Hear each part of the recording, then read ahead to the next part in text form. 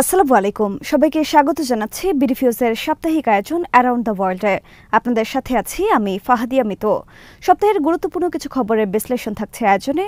প্রতিবেদনগুলো তৈরি করেছেন ফারজানা তানিয়া। ইহুদিবাদ এবং কপটতা শব্দ দুটি পরস্পরের পরিপূরক। ইতিহাসের ধারাবাহিকতায় এটি এই সপ্তাহেও দেখা গেছে। যুদ্ধবিরতি চুক্তির শর্ত মেনে সপ্তাহের শুরুতে হামাস ৪ লাশ এবং ৬ বন্দীকে ইসরায়েলের কাছে ফেরত দেয়। শর্ত ছিল এর বিনিময়ে ৬২০ ফিলিস্তিনিকে মুক্তি দেওয়া হবে। কিন্তু নিজেদের বন্দীদের ফেরত পাওয়ার পর খোড়া অজুহাতে ফিলিস্তিনিদের মুক্তি স্থগিত করেন ইসরায়েলের প্রধানমন্ত্রী বেনিয়ামিন নেতানিয়াহু। তার অভিযোগ, বন্দী বিনিময়ের সময় হামাস যে আয়োজন করেছে তাতে অপমানিত হয়েছে ইসরায়েল। কিন্তু শেষ পর্যন্ত ওই ফিলিস্তিনিদের মুক্তি দিতে বাধ্য হন নেতানিয়াহু।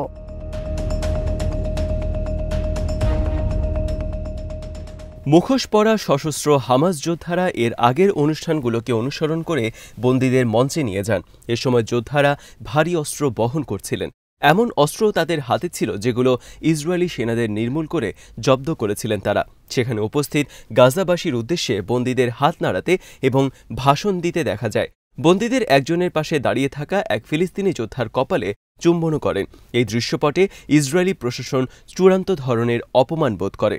অনেক বিশ্লেষক বলেছেন, গাজা যুদ্ধে নিজেদের বীরত্বপূর্ণ অর্জন এবং আগামীতে নিজেদের পূর্ণাঙ্গ যুদ্ধ প্রস্তুতির জানান দেওয়ার জন্যই হামাস এই দৃশ্যপট তৈরি করে। এই ক্ষেত্রে পুরোপুরি সফল হয়েছে হামাস।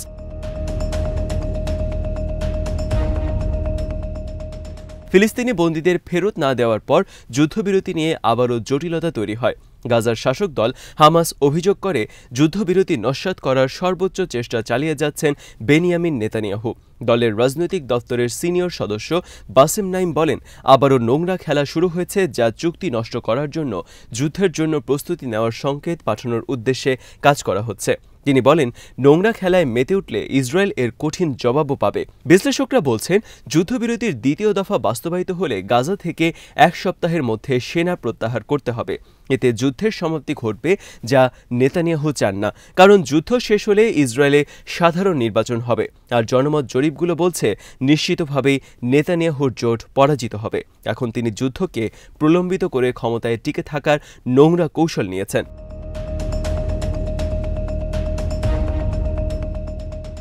হামাসের সাফ বক্তব্য ছিল, ইসরায়েল যদি চুক্তি অনুযায়ী ৬২০ ফিলিস্তিনিকে মুক্তি না দেয় তবে যুদ্ধবিরতির দ্বিতীয় ধাপ নিয়ে তেল আবিবের সঙ্গে আর আলোচনায় যাবেন না তারা। হামাসের কর্মকর্তা মাহমুদ মারদাবি টেলিগ্রামে এক বিবৃতিতে এই সিদ্ধান্তের কথা জানিয়ে দেন। তিনি বলেন, ইসরায়েল যেন তাদের প্রতিশ্রুতি পালন করে এবং ফিলিস্তিনিদের মুক্তি দেয়। তিনি ইসরায়েলের ওপর চাপ সৃষ্টির জন্য মধ্যস্থতাকারীদের প্রতি আহ্বান জানান। খবরে বলা হয়, মিশর এবং কাতার ইসরায়েলের ওপর চাপ সৃষ্টি করেছে তারা যেন ওই ৬২০ ফিলিস্তিনিকে মুক্তি দিয়ে চুক্তির শর্ত পালন করে। এ বিষয়ে মধ্যস্থতায় সম্পৃক্ত এক মিশরীয় কর্মকর্তা এপিকে বলেন, ফিলিস্তিনি বন্দীদের মুক্তি না হওয়া পর্যন্ত মিশর অন্য কোনো বিষয়ে ইসরায়েলের সঙ্গে আলোচনা করবে না।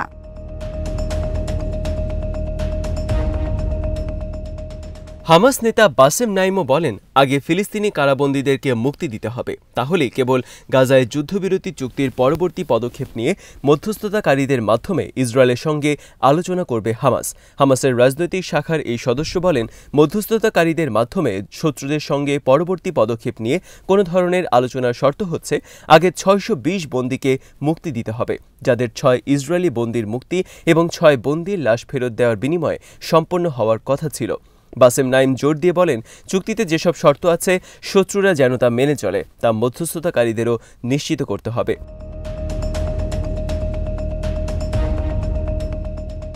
নেতানিয়াহুর বিরুদ্ধে যুদ্ধবিরতি লঙ্ঘনের অভিযোগ তোলে ইসরায়েলের বিরোধী দলও। ডেমোক্রেটিক পার্টির নেতা ইয়াইর গোলান বলেন, নেতানিয়াহু চুক্তি লঙ্ঘন করে ফিলিস্তিনি বন্দীদের মুক্তি স্থগিত করেছেন এবং এর মাধ্যমে প্রথম ধাপের চুক্তিতে বিপর্যয় ঘটেছে। গোলান এক টুইট বার্তায় উল্লেখ করেন, আমরা আগেই সতর্ক করেছিলাম তিনি যুদ্ধবিরতি নস্যাৎ করতে চান, শেষ পর্যন্ত তাই করলেন। এই বিরোধী নেতা হুঁশিয়ারি দিয়ে বলেন, আমাদের ভাই বোনদের জীবন হুমকিতে ফেললে বিরোধী দল প্রধানমন্ত্রীকে তার পদে থাকতে দেবে না। তিনি নেতানিয়াহুর উদ্দেশ্যে বলেন, তুমি যদি চুক্তি ধ্বংস করো তবে সবকিছু অগ্নিগর্ভ হয়ে উঠবে।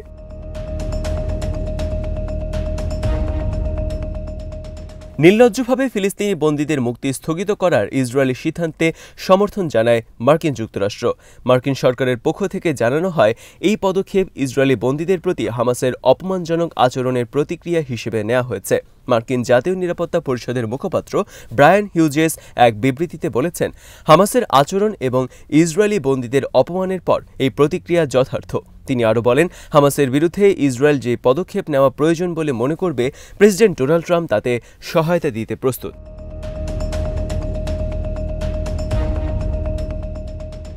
শেষ পর্যন্ত সেই ফিলিস্তিনি বন্দীদের মুক্তির বিষয়ে সমঝোতায় আসতে বাধ্য হয় ইসরায়েল।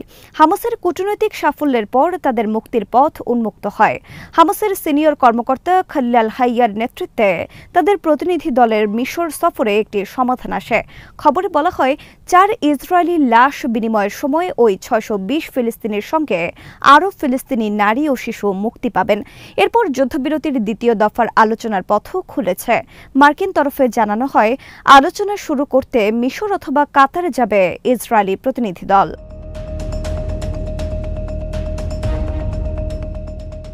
এত কিছুর পরও ইসরায়েলে অস্ত্র সরবরাহ চালিয়ে যাচ্ছে যুক্তরাষ্ট্র।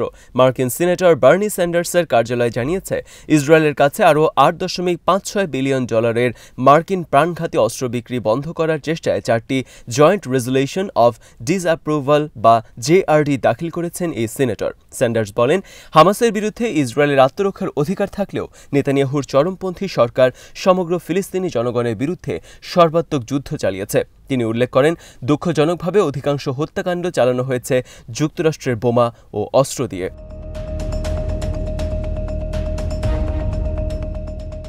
স্যান্ডার্সের ভাষ্য, নেতানিয়াহু গাজা উপত্যকার প্রায় 70% অবকাঠামো ক্ষতি বা ধ্বংস করার জন্য মার্কিন বোমা ব্যবহার করেছেন, যা সব ধরনের মার্কিন ও আন্তর্জাতিক আইনের স্পষ্ট লঙ্ঘন।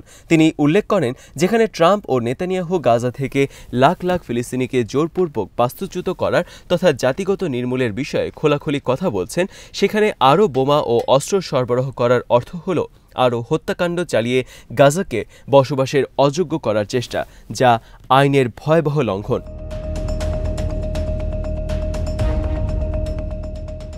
বিশ্লেষকরা বলছেন, যেখানে আন্তর্জাতিক বিভিন্ন মহল বিভিন্নভাবে যুদ্ধের অবসান চাইছে, সেখানে হোয়াইট হাউসের এই নির্লজ্জ সমর্থন চলমান উত্তেজনাকে আরও তীব্র করে তুলবে।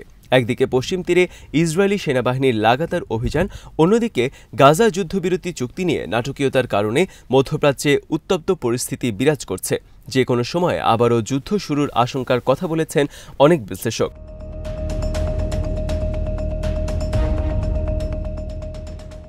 ইসরায়েলের প্রধানমন্ত্রীও বলেছেন, তিনি হামাসের বিরুদ্ধে আবার যুদ্ধ শুরু করতে প্রস্তুত। নেতানিয়াহু এক সামরিক অনুষ্ঠানে বলেন, নির্ধারিত লক্ষ্য অর্জনে আমরা যে কোনো মুহূর্তে আবার তীব্র লড়াইয়ে নামতে প্রস্তুত। তিনি বলেন, আমরা হামাসের অধিকাংশ নির্মূল করতে পেরেছি। এখন আলোচনার মাধ্যমে কিংবা অন্য কোনো উপায়ে আমরা যুদ্ধের লক্ষ্য পুরোপুরি অর্জন করব। নেতানিয়াহু এর আগে গাজা যুদ্ধে তার লক্ষ্যগুলোর কথা বারবার বলেছেন।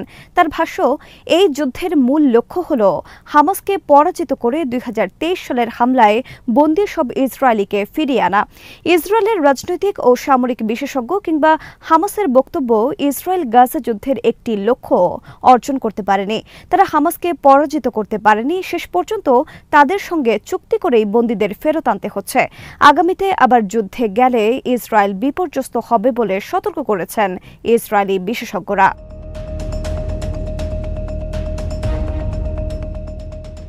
সপ্তাহের শুরুতে সৌদি আরবের যুবরাজ মোহাম্মদ বিন সালমান রিয়াদে উপসাগরীয় সহযোগিতা পরিষদ বা জিসিসিভুক্ত দেশের নেতাদের সঙ্গে বৈঠক করেছেন। এতে জর্ডান ও মিশরের শীর্ষ নেতারাও অংশ নেন। তারা এই বৈঠকের নাম দিয়েছেন ভাইদের অনানুষ্ঠানিক সম্মেলন। বৈঠকে ফিলিস্তিনি ইস্যুতে যৌথ প্রচেষ্টা, গাজার সাম্প্রতিক পরিস্থিতি এবং অন্যান্য আঞ্চলিক বিষয় নিয়ে আলোচনা হয়। বৈঠকে উপস্থিত ছিলেন সংযুক্ত আরব আমিরাতের প্রেসিডেন্ট, জর্ডানের বাদশাহ, মিশরের প্রেসিডেন্ট, কাতারের আমির, কুয়েতের আমির, বাহরাইনের ক্রাউন প্রিন্স ও প্রধানমন্ত্রী। বৈঠকে অংশ নেওয়া নেতারা আগামী 4 মার্চ কায়রোতে অনুষ্ঠিত হতে যাওয়া জরুরি আরব সম্মেলনকে স্বাগত জানান।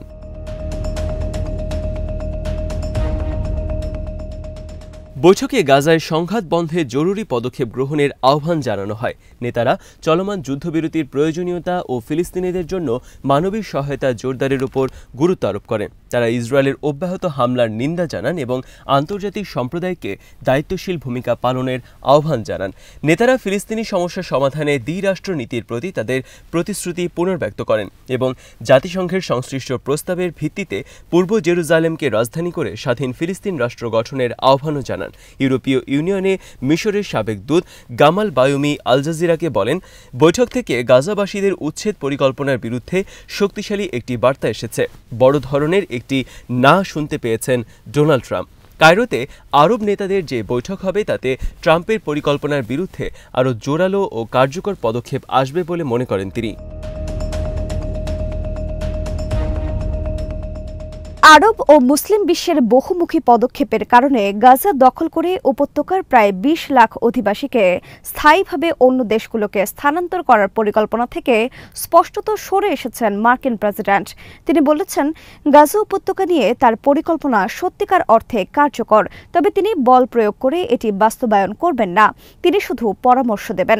তিনি স্বীকার করেন, মিশর ও জর্ডান গাজাবাসীদের গ্রহণ করতে অস্বীকার করায় তার পরিকল্পনা বাস্তবায়ন করা সম্ভব হবে বলে মনে হয় না।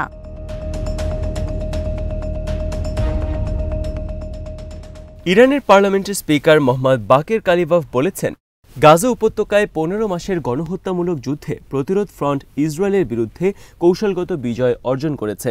তিনি তেহরানে ফিলিস্তিনের ইসলামিক জিহাদ আন্দোলনের মহাসচিব জিয়াদ আন নাখালার সঙ্গে এক বৈঠকে ইসরায়েলি আগ্রাসনের মুখে তীব্র প্রতিরোধ গড়ে তোলায় ফিলিস্তিনবাসীর ভূয়সী প্রশংসা করেন। কালিবাফ বলেন, প্রতিরোধ ফ্রন্ট মুসলিম উম্মার জন্য বিজয়ের এক মহাকাব্য তৈরি করেছে, যেখানে তলোয়ারের উপর রক্তের বিজয় সূচিত হয়েছে।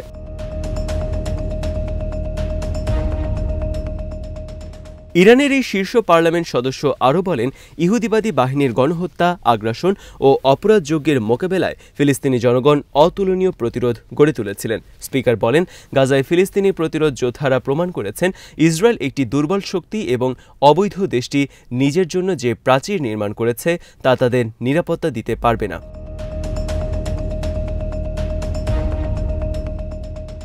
বাগের কালিবাফ যথার্থই বলেছেন, গাজার যোদ্ধারা মুসলিম উম্মার জন্য বিজয়ের এক মহাকাব্য তৈরি করেছেন। এই যোদ্ধারা কখনো ইসরায়েলি কিংবা মার্কিন হুমকির কাছে মাথা নত করেননি, করবেনও না। কালিবাফের সঙ্গে ফিলিস্তিনি যোদ্ধারাও বলেছেন, প্রতিরোধ সংগ্রাম চলছে, চলবে।